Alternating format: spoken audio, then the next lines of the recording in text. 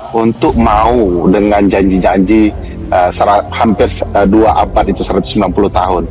Padahal konsep hak menguasai negara ini dalam agraria ya, ada namanya konsep hak menguasai negara, ada batasan-batasan tertentu. Kalau kemudian memberikan janji-janji seperti ini, saya tidak melihat beda pemerintahan Indonesia dengan VOC ya. Seolah-olah penguasaan itu mengabaikan keberadaan masyarakat yang ada. Bagaimana mungkin ibu kota negara tanahnya dikuasai investor yang bukan tidak mungkin bahkan investor asing begitu ya. Ini ibu kota negara bukan pemerintahan daerah tertentu.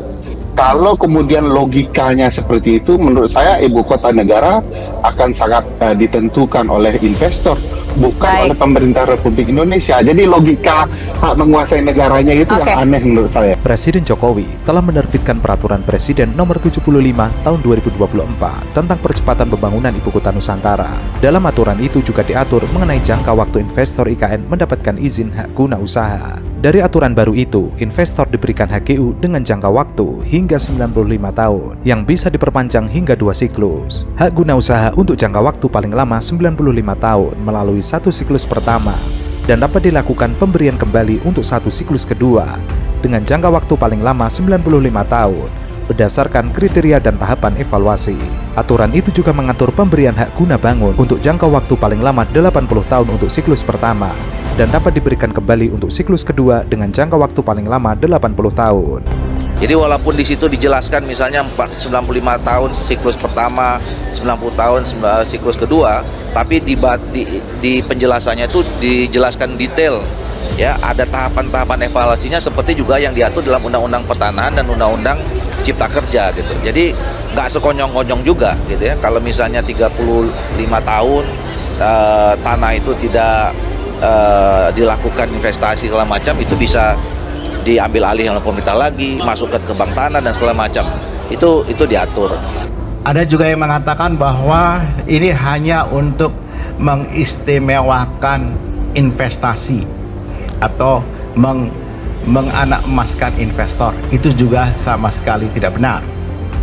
Justru kami melindungi hak-hak atas tanah yang dimiliki oleh masyarakat setempat. Bagaimana hak-hak itu tetap terlindungi.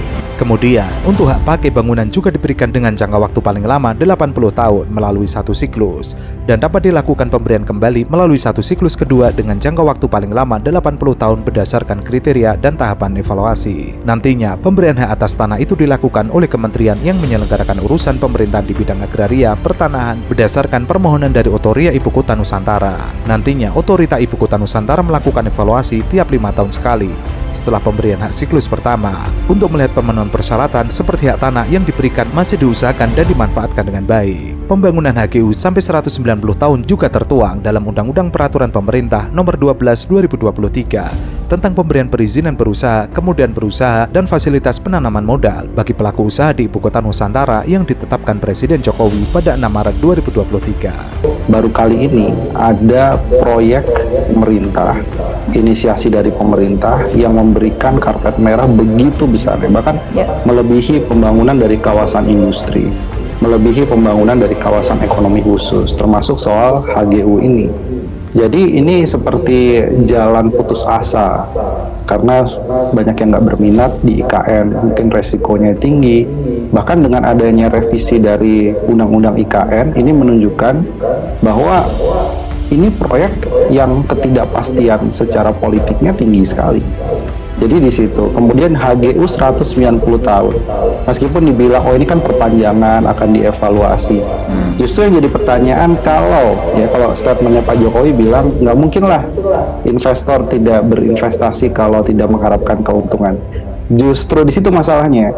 Kenapa sampai diperpanjang maksimum 190 tahun ya, dalam beberapa kali siklus?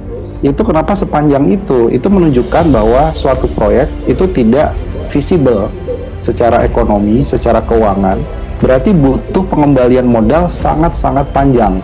Terkait dengan pembangunan IKN, pemerintah yang akan datang diminta hati-hati dan lebih cermat dalam menggunakan uang negara untuk melanjutkan pembangunan megaproyek Ibu Kota Nusantara di Kalimantan Timur. Meskipun ada alokasi khusus dari APBN untuk pembangunan IKN, pemerintah tetap harus berhati-hati seiring situasi ekonomi global yang belum menentu. Jika pemerintah memaksakan pembangunan IKN, maka akan mengganggu stabilitas APBN.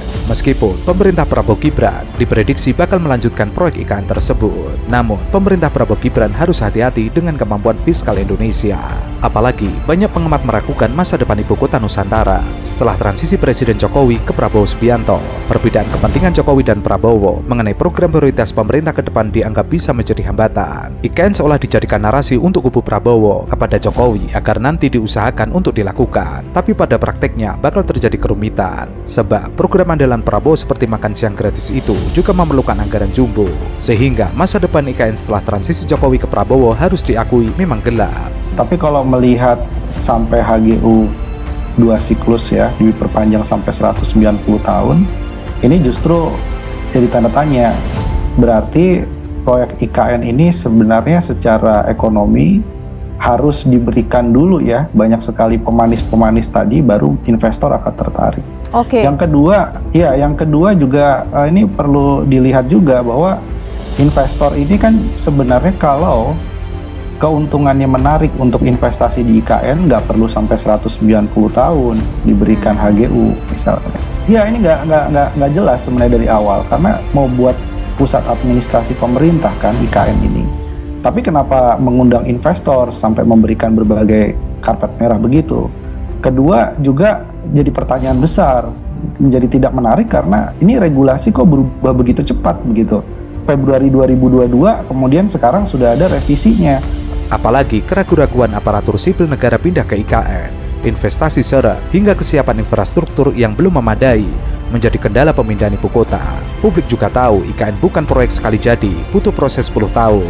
IKN tidak bisa disulap simsalabim. Publik juga menyoroti kengototan Presiden Jokowi agar bisa menggelar upacara 17 Agustus tahun ini di IKN. Bahkan Jokowi merencanakan untuk pertama kalinya HUT RI di IKN. Awalnya Jokowi juga akan mengatakan akan berkantor di IKN pada bulan ini. Namun infrastruktur IKN sampai saat ini belum siap.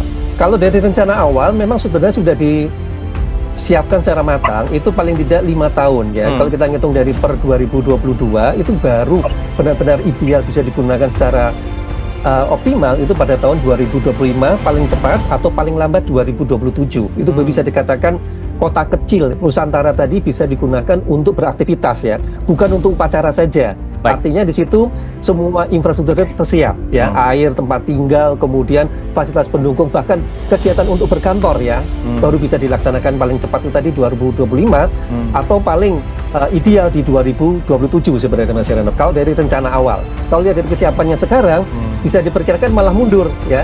Karena ini kita baru bicara infrastruktur dasar kotanya, belum bicara soal sebuah kota tadi hidup ya Mas Heranov. Nah ini yang mungkin menjadi catatan terutama bagi pemerintah yang sekarang. Dengan tidak debat publik yang signifikan ini memang banyak masalah. Buktinya apa? Belum lama undang-undang disahkan lalu Presiden menggelontorkan APBN sekian triliun. Malah investor asing dari Jepang, dari Timur Tengah malah mengundurkan diri. Iya, ada dulu di semacam dipamerkan bahwa tim pengarahnya itu kan ada Tony Blair, ada pelaku-pelaku investor global gitu. Kemudian seolah-olah ya proyek ini akan sangat diminati oleh investor internasional, tapi ternyata kemudian nggak ada kabar apa-apa. Nggak ada kabar apa-apa, dan itu resmi mereka mengundurkan diri. Karena itu semacam pemimpinnya ya yang bisa membawa investor lain. Jadi yang lain pun pada mengundurkan diri. Keputusan Indonesia untuk memindahkan ibu kota dari Jakarta ke ibu kota Nusantara menjadi sorotan media dunia. Berbagai kesulitan di balik pemindahan besar-besaran itu menjadi sorotan. Bahwa langkah pemindahan itu tidak akan mudah seperti yang diperkirakan. Bahwa kesulitan pertama akan didapatkan dari 1,9 juta ASN yang akan pindah ke lingkungan baru. Masyarakat perlu tertarik untuk datang ke tempat baru. Pertama-tama mereka perlu melihat infrastruktur yang kuat seperti sekolah, rumah sakit, dan fasilitas perumahan. Atau mereka tidak akan tertarik untuk pindah ke sana. Beberapa kementerian sekarang nih, kalau nggak salah sudah sekitar 96-an ya triliun sekarang dari APBN. Nah, dicoba waktu itu yang nambah kontroversi lagi adalah membatalkan Kepres dari Presiden Megawati tahun 2002 tentang pelarangan ekspor pasir laut. Yang ke Supaya Singapura, investor Singapura mau invest. Wah, seperti tanda untuk minatnya tiba-tiba betul tuh dari Singapura itu. Tapi begitu itu dicabut, bahkan katanya ekspor pasir lautnya sudah berjalan, tetap investornya nggak ada warawiri ke sana, nggak juga tuh. Masalah kedua kemudian muncul dari segi pendanaan. Pembangunan Nusantara diperkirakan menelan biaya sekitar 35 miliar US dollar. Namun pemerintah hanya berkomitmen untuk menginvestasikan 20% dari dana yang dibutuhkan. Pemerintah Jokowi berharap sisa 80% pendanaan akan berasal dari investor asing. Namun ada keraguan untuk menyalurkan dana ke proyek tersebut. Dan hal ini semakin menggagalkan kemajuan pembangunan IKN. Nah, bahkan ada yang lebih ekstrim. murah gitu ya, Iya. untuk dijual gitu ya. Betul. Itu menjelang pemilu, Presiden Jokowi itu 3 kali bolak-balik ketemu Presiden Xi Jinping. Nah, itu pernah dalam satu kesepakatan bahkan MOU itu investor China itu akan diberikan konsesi 190 tahun. 190. Mengerikan kan? Tidak ada di dunia yang konsesi investasi asing sampai 190 tahun. Tapi tidak terjadi juga proposal karena bukan letter of intention aja, tapi harus proposal yang serius. Sampai hari ini nggak ada. Tidak akan mudah bagi pemerintah untuk mendapatkan 80% investasi asing, kecuali pemerintah dapat memberikan bukti kelayakan Nusantara dan jaminan bahwa proyek tersebut akan terus berlanjut, bahkan jika pemerintah baru mulai menjabat tahun depan. Anggaran infrastruktur negara itu telah menurun sejak tahun 2017 ketika mencapai puncaknya sebesar 2,8% PDB, namun turun menjadi 1,9% PDB tahun lalu. Setelah itu pula, Presiden Jokowi mengumumkan investor akan diberikan surat hak milik tanah. Tidak ada di dunia dikasih itu. Ibu kota dijual gitu ya. Iya, bahkan blueprintnya akan diberikan supaya katanya nanti kayak Shenzhen. Nggak ada itu akhirnya sampai sekarang. Memang itu berbagai analisis ya, ada masalah pertimbangan internal perekonomian China juga yang memang mereka hati-hati karena timbul juga semacam protes-protes dari berbagai negara. Skema investasi Cina ini kan tidak selalu menguntungkan negara tujuan ya. Nah, dan itu banyak dikritik di mana-mana. Banyak dikritik. Seolah-olah kemudian menjadi penjajahan baru. Iya, gitu. Update terbaru ini semuanya masih on schedule. Jadi seperti tadi yang Bang Masinton bilang, mencontohkan dengan pembangunan ibu kota negara di negara-negara lainnya, tidak ada yang tergesa-gesa juga dalam pembangunan IKN, bahwa ini merupakan satu rangkaian panjang yang diperkirakan nanti paling terakhirnya akan selesai itu di 2045. Jadi ini rangkaian yang panjang.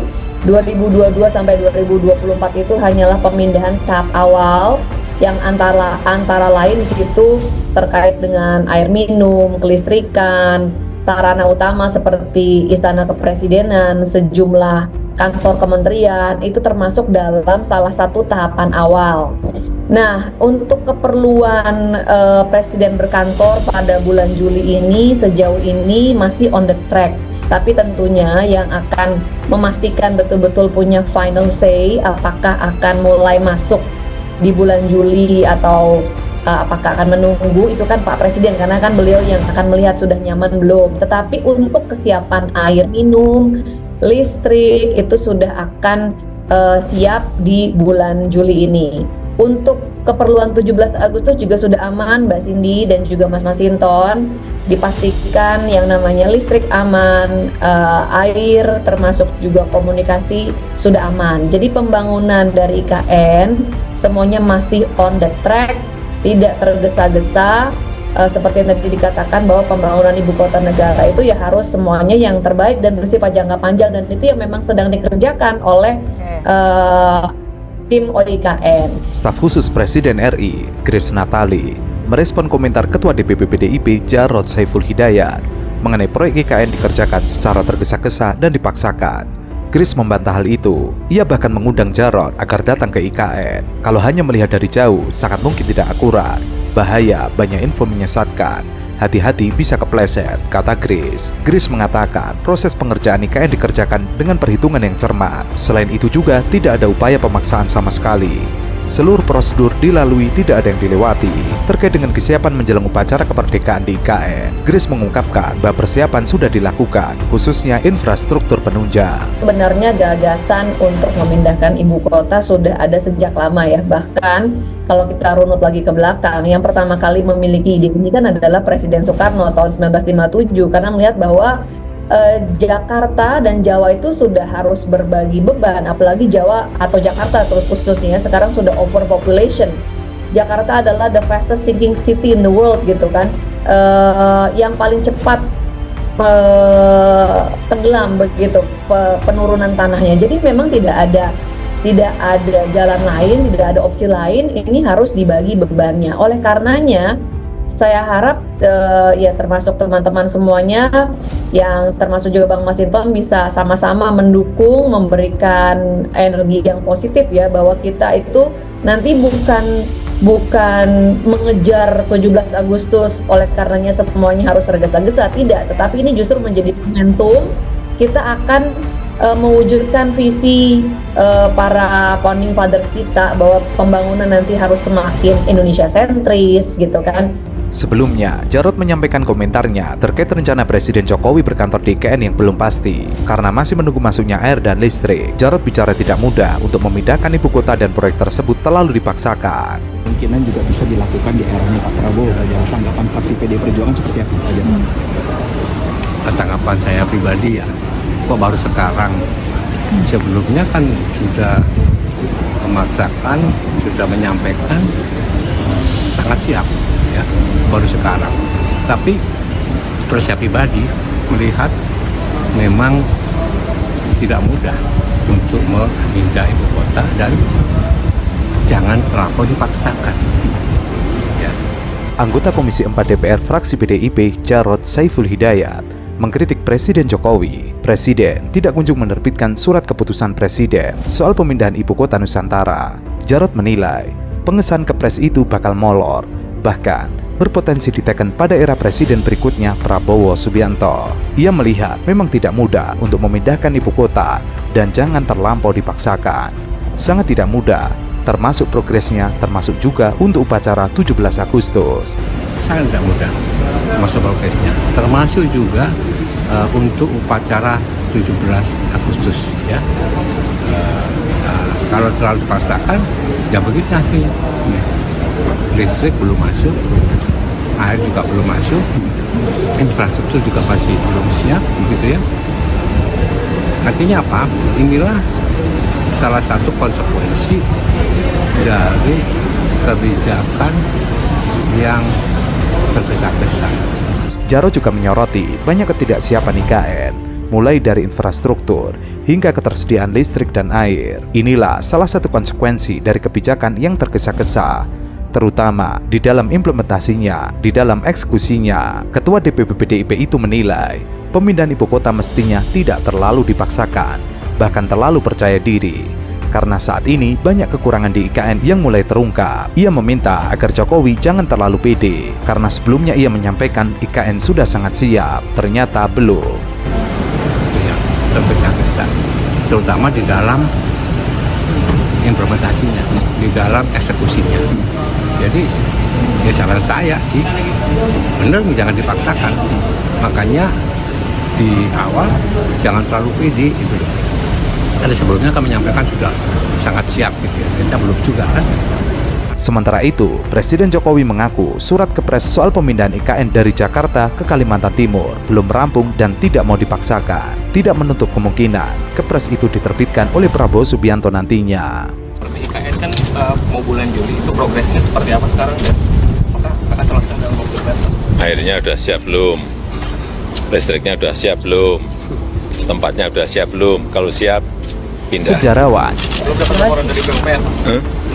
Sudah, tapi belum. Sudah, tapi belum. Tapi soal Kepresnya bakalan Kepres pemindahan ibu kota apa bakal terlaksana sebelum 17 Agustus? Kepresnya bisa sebelum, bisa setelah Oktober. Kita melihat situasi lapangan. kita tidak ingin memaksakan sesuatu yang memang belum, jangan dipaksakan. Sementara itu, nasib Monumen Nasional dan Stadion GBK akan tetap menjadi aset negara, bukan aset Jakarta, saat nantinya ibu kota negara pindah ke IKN. Hal itu sesuai dengan peraturan undang-undang. Hal serupa juga berlaku untuk kantor-kantor pemerintah pusat yang berada di wilayah Jakarta. Pemerintah pusat bakal membentuk badan khusus untuk menangani aset-aset pemerintah pusat. Tentunya aset tersebut tidak akan diserahkan kepada daerah. Yang disampaikan itu nyatanya seperti itu, ya alhamdulillah begitu loh. Tapi kan publik, yang ditanyakan publik itu kan progres yang disampaikan pemerintah sudah sekian, ternyata realisasinya tidak seperti itu. Kemudian banyak ya yang capaian-capaian yang disampaikan pemerintah kemudian diralat sendiri oleh pemerintah. Nah, itu yang menjadi pertanyaan publik gitu, ya. Nah, kemudian kalau kita lihat mengejar target untuk perayaan 17 Agustus, yang saya khawatir malah jadi perayaan kemerdekaan itu kehilangan makna kemeriahannya. Kita memaksakan sesuatu di tempat yang memang sama sekali tidak siap, maka maknanya itu yang diselenggarakan oleh negara ya, itu malah jadi lebih meriah acara 17-an yang diinisiasi oleh masyarakat di desa-desa, di gang-gang begitu ya. Karena apa? Karena ada seperti upaya ini nih 17-an harus kita adakan di IKN seperti itu. Yang menurut saya semuanya jadi terlihat terkesan ya, mobilisasi itu buru-buru hanya untuk sekedar menyelenggarakan acara 17-an yang sesungguhnya ya makna sesungguhnya dalam kemeriahan 17-an Agustus itu menurut saya tidak perlu harus diselenggarakan di tempat yang memang belum siap. Kita adakan di Jakarta, makna kemeriahan, makna kemerdekaan itu bisa dirasakan.